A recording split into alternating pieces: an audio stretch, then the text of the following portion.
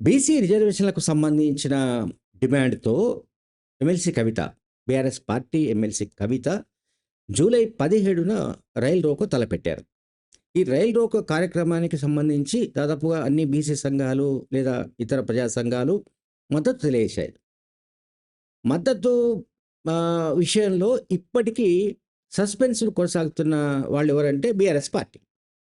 ఆమె BRS party MLC. ఆమె BRS party అధినేత కూతురు. అయినప్పటికీ ఆమె ఒక బీసీ కార్డు పైన అంటే బీసీలకు రిజర్వేషన్స్ ఇవ్వాల్సిందే. 42% రిజర్వేషన్లకు సంబంధించిన దానిపై చట్టబద్ధత కల్పించాలి అనే డిమాండ్‌తో ఆమె రైలు రోకో వంటి కార్యక్రమాన్ని చేపడితే బీఆర్ఎస్ పార్టీ మౌనంగా ఎందుకుందో మనకెవరికి తెలియదు. బీఆర్ఎస్ పార్టీ అనేక విషయాల్లో మౌనంగా ఉంటుంది.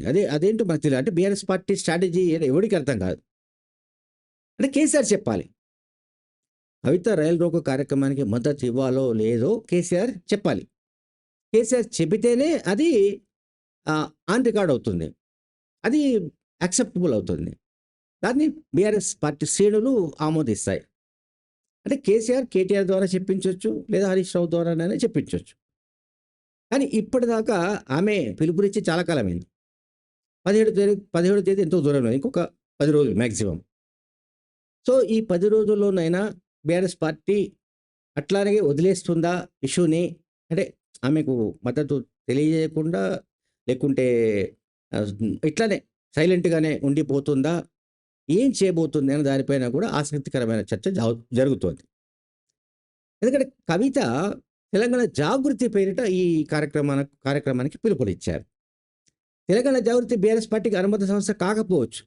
కానీ ఆమె చాలా సందర్భాల్లో మాట్లాడుతూ వస్తున్న విషయం గానీ, రీసెంట్‌గా ఒక ఛానెల్‌లో మాట్లాడిన విషయం గానీ, తాను బీఆర్ఎస్ పార్టీ మనిషిని, తాను బీఆర్ఎస్ పార్టీ నాయకురాలిని, తాను ఏమంటాం తనదే బీఆర్ఎస్ పార్టీ అని ఆమె క్లెయిమ్ చేస్తున్నప్పుడు, మరి తెలంగాణ జాగృతి తరపున అయినా సరే, మరొక రూపంలో అయినా సరే, ఇటువంటి ఒక ఉద్యమ కార్యాచరణను ఆమె చేపట్టినప్పుడు, ఖచ్చితంగా బీఆర్ఎస్ పార్టీ వైపు నుంచి స్పందన రావాల్సింది.